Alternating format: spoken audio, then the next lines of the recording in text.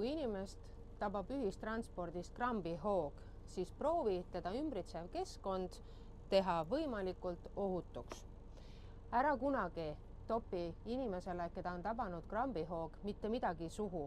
Ei pastakat, ei pliiatsit, ei ühtegi riideeset.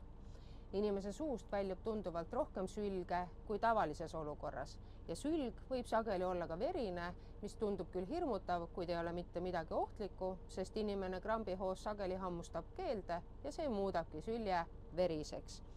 Mida sina saad teha, et aidata krambihoos olevat inimest?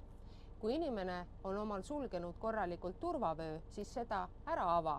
Võimalusel lase tema iste natukene allapoole, et kaitsta tema pead ja tema hingamisteid, siis hoia turvavöö kõrist eemal ja hoiagi tema pead. Oluline, et kannatanu ei kukuks vahekäiku, kus on tema jaoks ohtlikud teravad servad.